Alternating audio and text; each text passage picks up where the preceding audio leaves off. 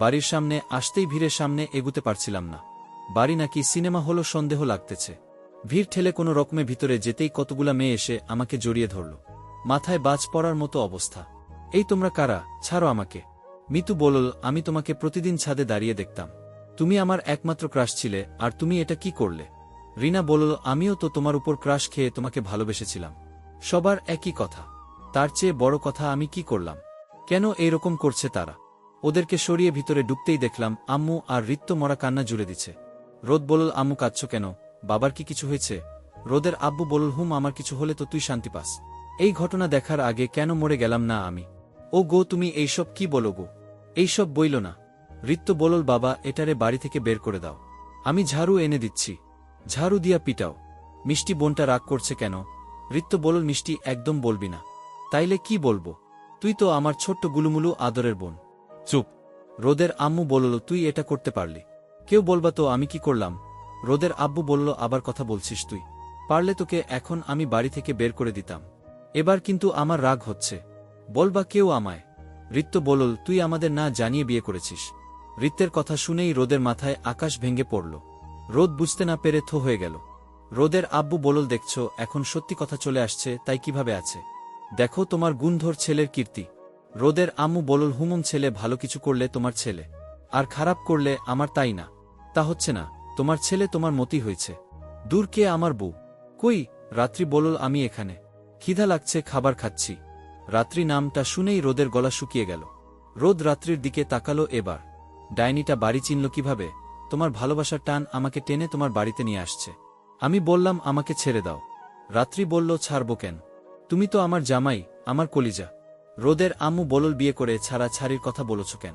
বৌমা এখন থেকে এখানেই থাকবে। আমি বিয়ে কবে করলাম? আমি তো শিশু, বিয়ে করব কিভাবে?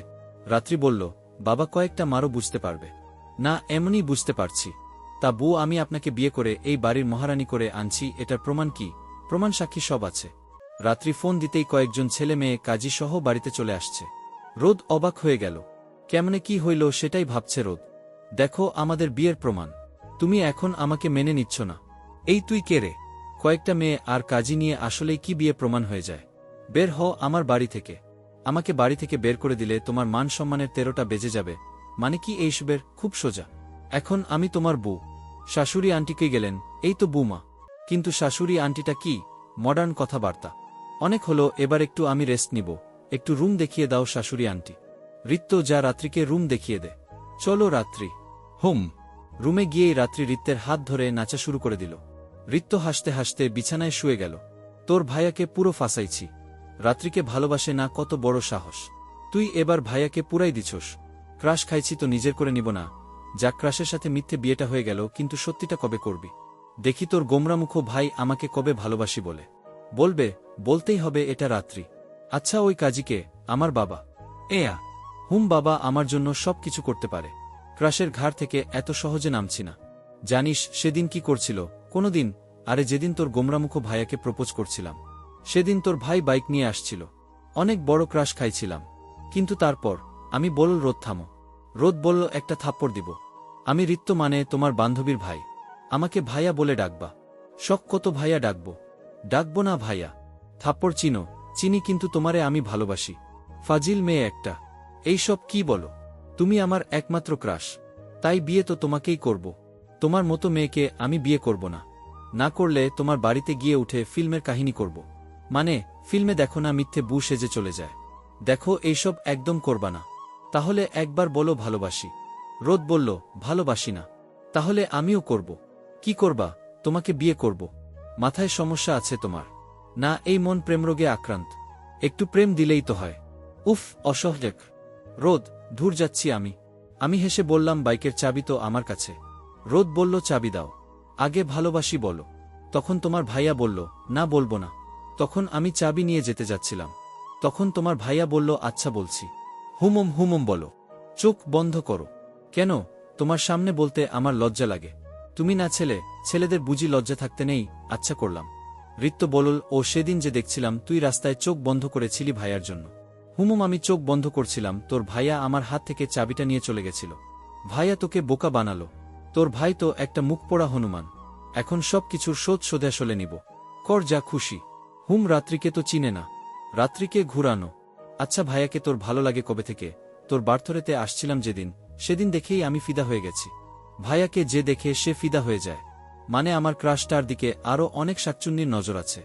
হুম, আছে তো। হায় রে, আমার ক্রাশটাকে কাল থেকে কালো কাজলের টিপ পরিয়ে রাখব। কেন?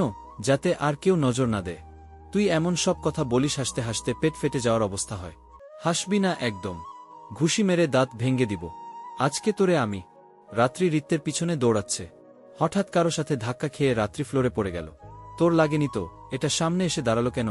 তার উপর কানা নাকি তুমি? তুই কানা, তোর 14 গোষ্ঠীও কানা। কি তুই আমার 14 গোষ্ঠী নিয়ে কথা বললি? হুম বলছি। আর তুই তুকারি করছো কেন?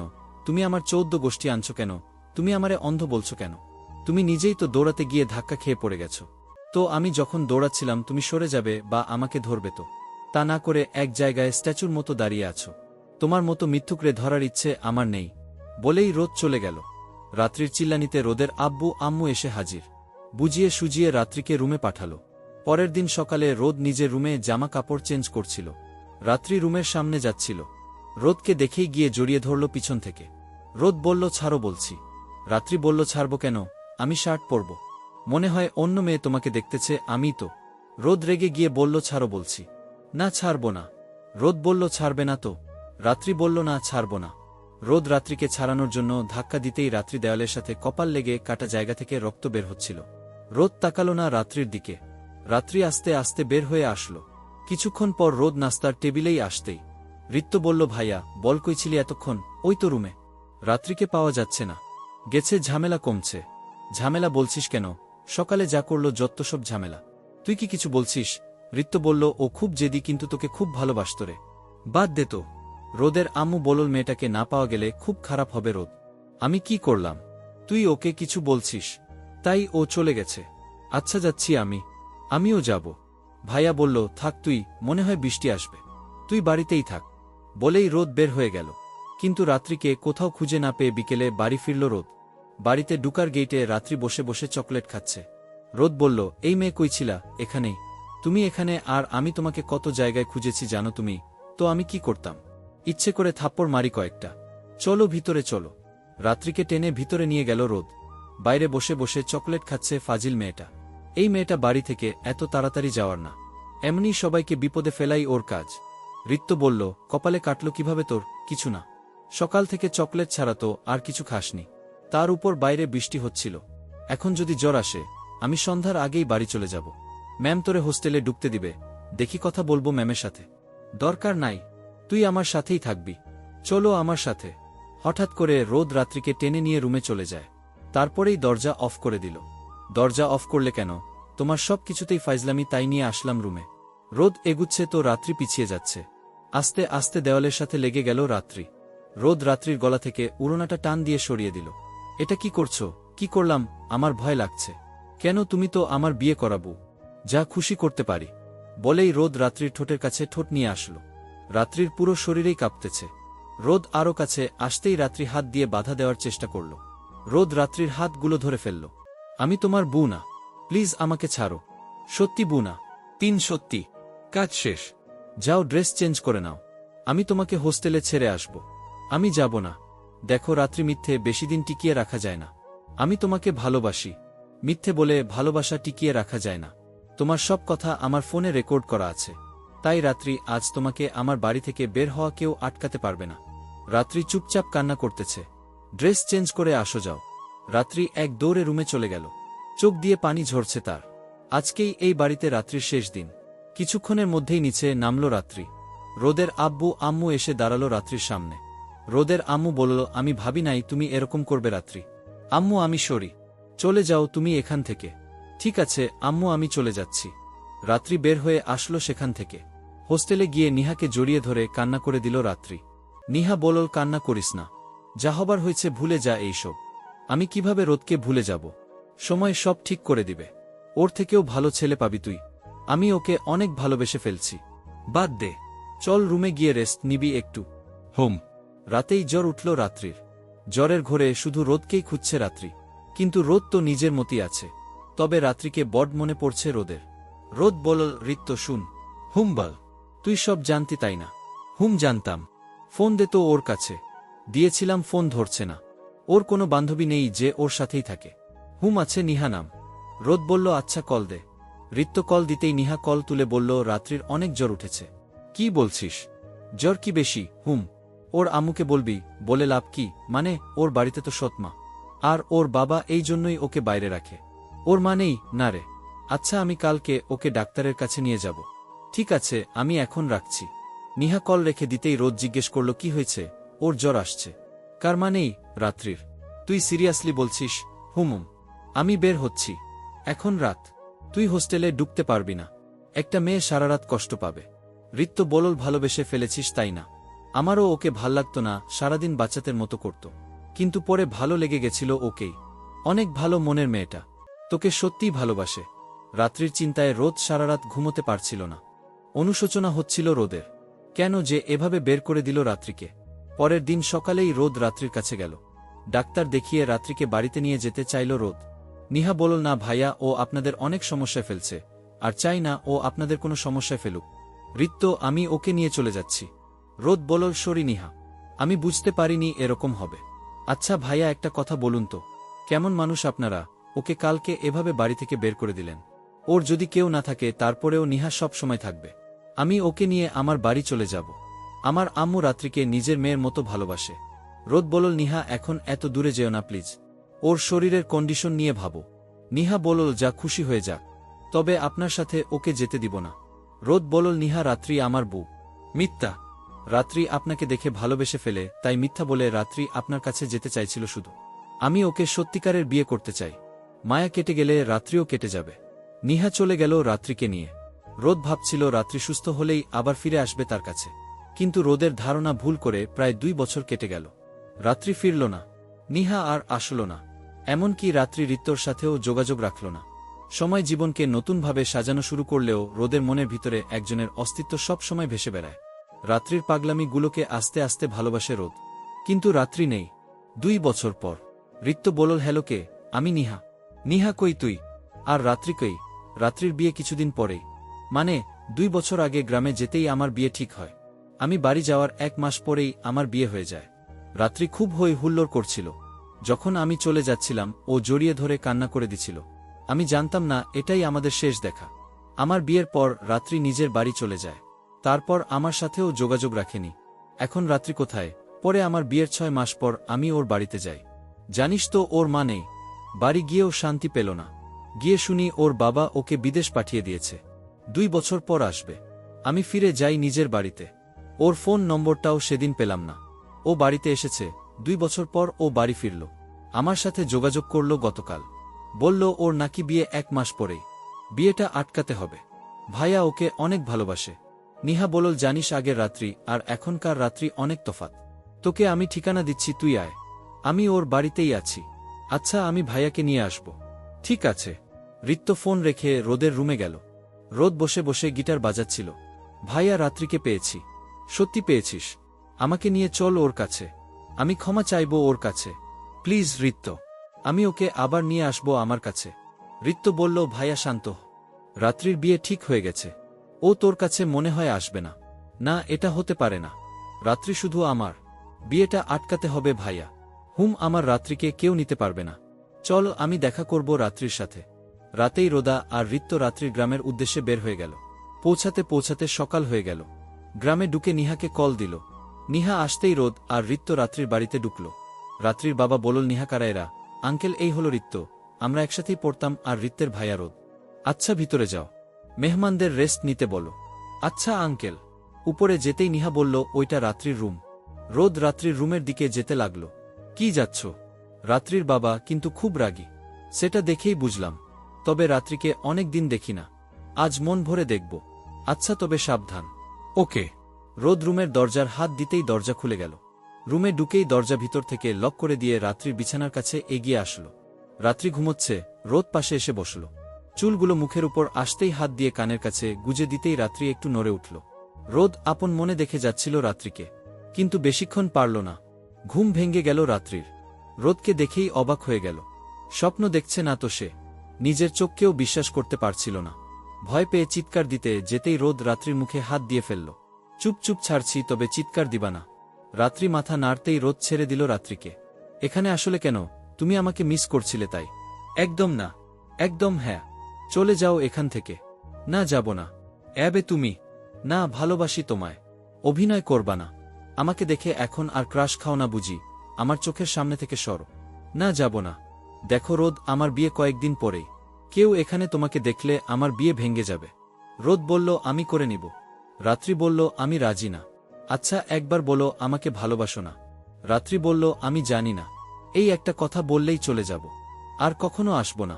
রাত্রি বলল, তুমি চলে যাও। আমার চোখের দিকে তাকিয়ে একবার বলো ভালোবাসো না। বিশ্বাস করো কখনো আসব না আমার ভালোবাসার অধিকার নিয়ে। হঠাৎ করেই দরজায় কে জানি নক করল। রাত্রি ভয় পেয়ে গেল। কিন্তু ভয় দূর করে নিহা রাত্রিকে ডাক দিল। রাত্রি এসে দরজা খুলে দিল। তোর মা আসছে। রোদ যাও প্লিজ। কেন? কথা বলো না। চলো ভাইয়া। রাত্রির আম্মু বলল, আরে রোদ যে। হুম, একটু আসছি ওর কাছে আড্ডা দিতে। রাত্রির আম্মু বলল, আচ্ছা রুমে যাও। নিহা রোদকে নিয়ে চলে গেল।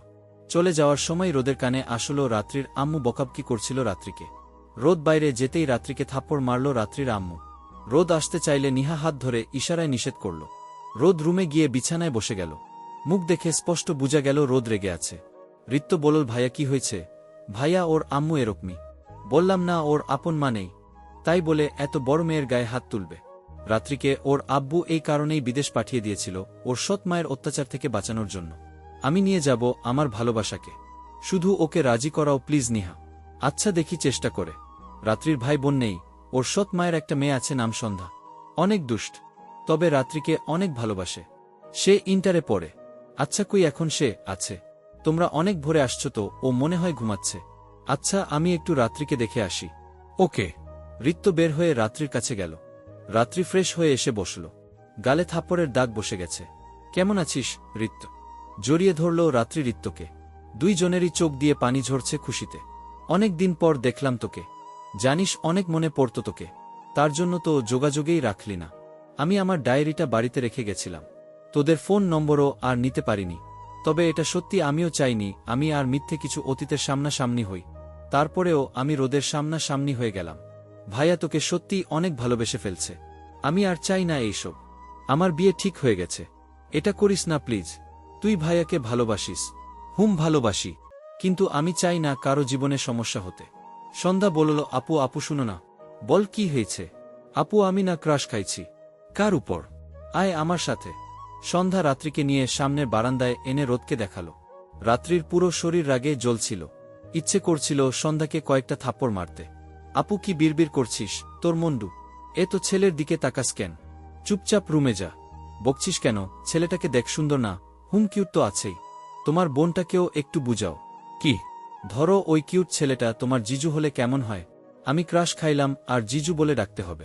তোমার আপুও খাইছিল। আচ্ছা আমি রুমে যাচ্ছি। রাত্রি চলে যেতেই সন্ধ্যা এক দৌড়ে নিচে গেল। গিয়েই রোদের সামনে বসে পড়ল। রোদ বলল, নাম কি তোমার? পিচ্চি। পিচ্চি বলবা না, আমি সন্ধ্যা, রাত্রির বোনও। দেখো তোমার উপর ক্রাশ খাইছি। দুই বোনেরই একই অভ্যাস। এখন বলো তোমার আপুকে ম্যানেজ করব কিভাবে? এক বক্স চকলেট গিফট করো, আপু হ্যাপি। সেটা না। রাগ কমাবো কিভাবে? রাগ এত সহজে কমানো যায় না তার। চেষ্টা করো তুমি। হয়ে যাবে। জিজু হিসেবে আমাকে কেমন লাগবে? পারফেক্ট। আচ্ছা তাহলে রাগ ভাঙ্গিয়েই ছাড়ব। আমিও আছি তোমার সাথে। কিন্তু আমাকে চকলেট খাওয়াতে হবে। ঠিক আছে রাজি আমার মিষ্টি শালিকা। আমি এখন আসছি। কি যাও? সকালে কোচিং ক্লাসে যেতে হয়। ওকে যাও। তুমি চেষ্টা করে যাও জিজু। তবে আমার আম্মুর থেকে সাবধান। তোমার মতো শালিকা থাকলে সব পারব। আমি তোমার দলে আছি। ওকে। সন্ধ্যা চলে গেল। রিত্য বলে উঠল, একজনকে পেয়েছিস তাহলে নিজের দলে? হুম, তারপর দেখি কি করা যায়। ঠিক আছে দেখ। প্রায় 11টার দিকে রাত্রি রুমে অনেকগুলো গোলাপ নিয়ে রাখল রোদ। রাত্রি রুমে ঢুকে গোলাপগুলো পেল। রাত্রি ভাবছিল সন্ধ্যা রেখে গেছে ফুলগুলো। রোদ বলল, এই যে গোলাপগুলো লজ্জা পাবে, এভাবে দেখো না। তুমি আবার কেন আসছ? ফুল তো দিলাম কিন্তু ভালোবাসি বলা হয়নি, তাই বলতে আসলাম। তাহলে তুমি? জি ম্যাডাম। রাত্রি ফুলগুলো ছুঁড়ে মারল। রাত্রির রাগ দেখেই রোদ ভয়ে পালাল।